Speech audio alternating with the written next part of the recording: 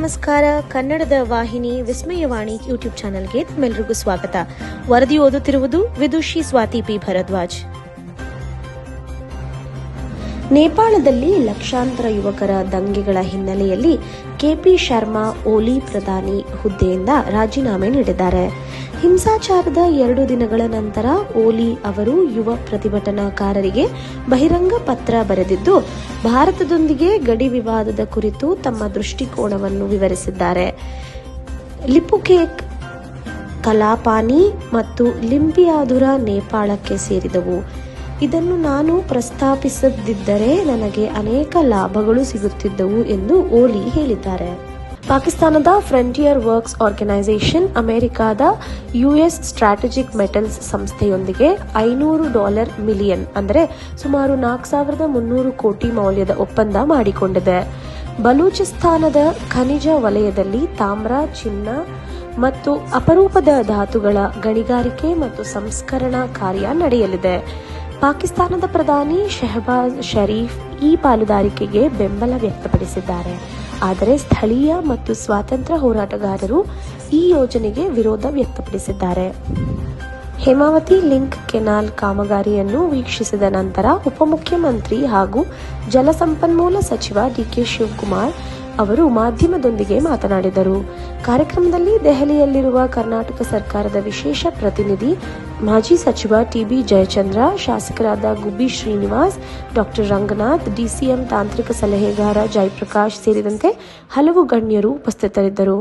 ಕಾಲುವೆ ಕಾಮಗಾರಿಯನ್ನು ಗುರಿತಾರೀಖಿಗೆ ಮುಗಿಸಲು ಸಂಬಂಧಪಟ್ಟ ಅಧಿಕಾರಿಗಳಿಗೆ ಸೂಚನೆ ನೀಡಿದ ಬಗ್ಗೆ ಅವರು ತಿಳಿಸಿದರು. ತುಮಕೂರು ಜಿಲ್ಲೆಯ ಸುಂಕಾಪುರದ ಟಿಬಿ ಕಾಲುವೆ 70ನೇ ಕಿಲೋಮೀಟರ್ ಬಳಿ ಹೇಮಾವತಿ ಲಿಂಕ್ ಕೆನಾಲ್ ಕಾಮಗಾರಿಯನ್ನು ಉಪಮುಖ್ಯಮಂತ್ರಿ ಹಾಗೂ ಜಲಸಂಪನ್ಮೂಲ ಸಚಿವ ಡಿಕೆ ಶಿವಕುಮಾರ್ ಇಂದು ವೀಕ್ಷಿಸಿದರು. ಈ ಸಂದರ್ಭದಲ್ಲಿ ಡಿಸಿಎಂ ಅವರ ತಾಂತ್ರಿಕ ಸಲಹೆಗಾರ ಜಯಪ್ರಕಾಶ್ ಸೇರಿದಂತೆ ಹಲವು ಅಧಿಕಾರಿಗಳು ಜೊತೆಗಿದ್ದರು.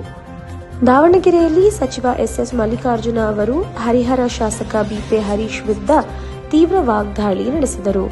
ಕನಿಷ್ಠ ಶಾಸಕ ಸ್ಥಾನಕ್ಕಾದರೂ ಗೌರವ ಇಟ್ಟುಕೊಂಡು ಮಾತನಾಡಬೇಕು ಎಂದು ಹೇಳಿದ ಅವರು, ಹಿರಿಯ ಅಧಿಕಾರಿಗಳ ಬಗ್ಗೆ ಆಕ್ಷೇಪಾರ್ಹ ಪದಗಳನ್ನು ಬಳಕೆ ಮಾಡಿದ್ದಕ್ಕಾಗಿ ಹರೀಶ್ ಅವರನ್ನು ಟೀಕಿಸಿದರು. ಲೋಕಸಭೆ ಚುನಾವಣೆಯ ಸೋಲಿನ ನಂತರ ಬಿಜೆಪಿ ನಾಯಕರು ಮೈಪರಚಿಕೊಂಡು ಗಾಯ ಮಾಡಿಕೊಂಡಂತಾಗಿದೆ ಎಂದು ಮಲ್ಲಿಕಾರ್ಜುನ ಟೀಕಿಸಿ, ಕ್ಷೇತ್ರದಲ್ಲಿ ಜನಸೇವೆ ಮಾಡಲು ಗಮನಹರಿಸಲು ಹರೀಶ್ ಅವರಿಗೆ ಸಲಹೆ ನೀಡಿದರು. ಕನ್ನಡದ ದಿವಂಗತ ನಟ ಡಾಕ್ಟರ್ ವಿಷ್ಣುವರ್ಧನ್ ಹಾಗೂ ಡಾಕ್ಟರ್ ಬಿ ಸರೋಜಾದೇವಿ ಅವರಿಗೆ ಕರ್ನಾಟಕ ರತ್ನ ಪ್ರಶಸ್ತಿ ಘೋಷಿಸಿರುವ ಹಿನ್ನೆಲೆಯಲ್ಲಿ ನಟಿಯರಾದ ಮಾಜಿ ಸಚಿವೆ ಜಯಮಾಲಾ, ಶ್ರುತಿ ಮತ್ತು ಮಾಳವಿಕಾ ಅವರು ಉಪಮುಖ್ಯಮಂತ್ರಿ ಡಿಕೆ ಶಿವಕುಮಾರ್ ಅವರನ್ನು ಸದಾಶಿವನಗರದ ಅವರ ನಿವಾಸದಲ್ಲಿ ಶುಕ್ರವಾರ ಭೇಟಿ ಮಾಡಿ ಧನ್ಯವಾದ ತಿಳಿಸಿದರು. ಹಿರೇಕೆರೂರು ತಾಲೂಕಿನ ದುರ್ಗಾದೇವಿ ದೇವಸ್ಥಾನದಲ್ಲಿ ಇಂದು ಅಂದರೆ ಶುಕ್ರವಾರ ಭಕ್ತಿಭಾವದಿಂದ ವಿಶೇಷ ಪೂಜೆ ನೆರವೇರಿಸಲಾಯಿತು. ಸ್ಥಳೀಯ ಭಕ್ತರು ಹೆಚ್ಚಿನ ಸಂಖ್ಯೆಯಲ್ಲಿ ಆಗಮಿಸಿ ದೇವಿಯ ದರ್ಶನ ಪಡೆದು ಹೂವಿನ ಅಲಂಕಾರ ಹಾಗೂ ಆರತಿ ಕಾರ್ಯಕ್ರಮದಲ್ಲಿ ಭಾಗವಹಿಸಿದರು. ಪವಿತ್ರ ವಾತಾವರಣದಲ್ಲಿ ನಡೆದ ಈ ಪೂಜಾ ಕಾರ್ಯಕ್ರಮದಲ್ಲಿ ಗ್ರಾಮಸ್ಥರು ಸುಖ ಶಾಂತಿಗಾಗಿ ಪ್ರಾರ್ಥಿಸಿದರು.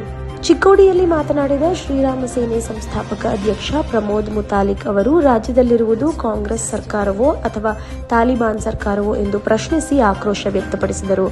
ಮದ್ದೂರಿನಲ್ಲಿ ನಡೆದ ಗಲಾಟೆ ಬಗ್ಗೆ ಪ್ರತಿಕ್ರಿಯಿಸಿದ ಅವರು, ಕಲ್ಲು ಎಸೆದವರ ವಿರುದ್ಧ ಕ್ರಮ ಕೈಗೊಳ್ಳದೆ ಹಿಂದೂ ಕಾರ್ಯಕರ್ತರ ಮೇಲೆ ಕೇಸು ದಾಖಲಿಸಲಾಗಿದೆ, ಮಹಿಳೆಯರ ಮೇಲೂ ಲಾಠಿಚಾರ್ಜ್ ನಡೆದಿದೆ ಎಂದು ಆರೋಪಿಸಿದರು.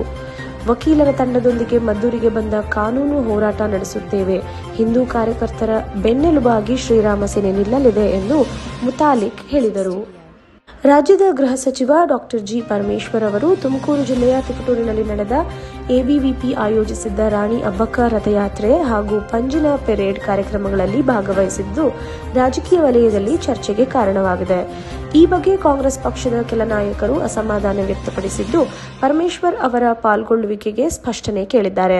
ರಾಣಿ ಅಬ್ಬಕ್ಕ 16ನೇ ಶತಮಾನದ ವೀರ ರಾಣಿಯಾಗಿದ್ದು, ಪೋರ್ಚುಗೀಸರ ವಿರುದ್ಧ ಹೋರಾಡಿದ ಇತಿಹಾಸವನ್ನು ಸ್ಮರಿಸಲು ಪ್ರತಿ ವರ್ಷ ಈ ರಥಯಾತ್ರೆ ಆಯೋಜಿಸಲಾಗುತ್ತದೆ. ಭಾರತಕ್ಕೆ ರಷ್ಯಾ ಉಕ್ರೇನ್ ಯುದ್ಧಕ್ಕೆ ಆರ್ಥಿಕ ನೆರವು ನೀಡುತ್ತಿದೆ ಎಂಬ ನಾಟೋ ಅಮೆರಿಕದ ರಾಯಭಾರಿ ಮ್ಯಾಥ್ಯೂ ವಿಟರ್ ಅವರು ಆರೋಪವು ರಷ್ಯಾದ ಕಚ್ಚಾ ತೈಲವನ್ನು ಭಾರತ, ಚೀನಾ, ಬ್ರೆಜಿಲ್ ಮುಂತಾದ ದೇಶಗಳಿಗೆ ಮಾರಾಟ ಮಾಡುವಿಕೆ ಆಧಾರವಾಗಿದೆ. ಆದರೆ ಭಾರತ ಈ ಆರೋಪಗಳನ್ನು ತಿರಸ್ಕರಿಸಿದೆ ಮತ್ತು ನ್ಯಾಯಸಮ್ಮತವಲ್ಲ ಎಂದು ಹೇಳಿದ್ದಾರೆ. ಬೆಂಗಳೂರಿನಲ್ಲಿ ಇಂದು ಅಖಿಲ ಭಾರತ ವೀರಶೈವ ಲಿಂಗಾಯತ ಮಹಾಸಭೆಯ ರಾಷ್ಟ್ರೀಯ ಅಧ್ಯಕ್ಷ ಹಾಗೂ ಶಾಸಕ ಡಾಕ್ಟರ್ ಶಾಮನೂರು ಶಿವಶಂಕರಪ್ಪ ಅವರ ಅಧ್ಯಕ್ಷತೆಯಲ್ಲಿ ವೀರಶೈವ ಲಿಂಗಾಯತ ಏಕತಾ ಸಮಾವೇಶದ ಪೂರ್ವಭಾವಿ ಸಭೆ ನಡೆಯಿತು. ಹುಬ್ಬಳ್ಳಿಯ ನೆಹರು ಮೈದಾನದಲ್ಲಿ ಸೆಪ್ಟೆಂಬರ್ 19ರಂದು ನಡೆಯಲಿರುವ ಸಮಾವೇಶದ ಸಿದ್ಧತೆ ಕುರಿತು ಸಭೆಯಲ್ಲಿ ಚರ್ಚೆ ನಡೆಯಿತು. ಮಹಾಸಭೆಯ ಮಹಾಪ್ರಧಾನ ಕಾರ್ಯದರ್ಶಿ ಈಶ್ವರ್ ಖಂಡ್ರೆ, ರಾಜ್ಯ ಘಟಕದ ಅಧ್ಯಕ್ಷ ಶಂಕರ್ ಬಿದ್ರಿ, ಎಚ್ಎಂ ರೇಣುಕಾ ಪ್ರಸನ್ನ ಸೇರಿದಂತೆ 200ಕ್ಕೂ ಹೆಚ್ಚು ಸ್ವಾಮೀಜಿಗಳು ಹಾಗೂ ಪದಾಧಿಕಾರಿಗಳು ಭಾಗವಹಿಸಿದರು. ಖ್ಯಾತ ಸಂಗೀತ ನಿರ್ದೇಶಕ ಇಳೆಯರಾಜ ಅವರು ಕೊಲ್ಲೂರು ಮೂಕಾಂಬಿಕಾ ದೇವಿಗೆ ಸುಮಾರು 4 ಕೋಟಿ ರೂಪಾಯಿ ಮೌಲ್ಯದ ವಜ್ರದ ಕಿರೀಟವನ್ನು ಭಕ್ತಿಭಾವದಿಂದ ಅರ್ಪಿಸಿದ್ದಾರೆ. ದೇವಸ್ಥಾನದಲ್ಲಿ ನಡೆದ ವಿಶೇಷ ಪೂಜಾ ಕಾರ್ಯಕ್ರಮದಲ್ಲಿ ಇಳೆಯರಾಜರು ಭಾಗವಹಿಸಿ ದೇವಿಯ ಆಶೀರ್ವಾದ ಪಡೆದರು. ಭಕ್ತರ ಮಧ್ಯೆ ಈ ದಾನ ಭಕ್ತಿಯ ಸಂಕೇತವಾಗಿ ಚರ್ಚೆಯ ವಿಷಯವಾಗಿದೆ. ಇದು ಇಂದಿನ ವಿಶೇಷ. ನಿರಂತರ ಸುದ್ದಿಗಾಗಿ ನೋಡ್ತಾ ಇರಿ ವಿಸ್ಮಯವಾಣಿ. ಇದು ಕನ್ನಡಿಗರ ಧ್ವನಿ. ವರದಿ ಓದಿದವರು ವಿದುಷಿ ಸ್ವಾತಿ ಪಿ ಭರದ್ವಾಜ್.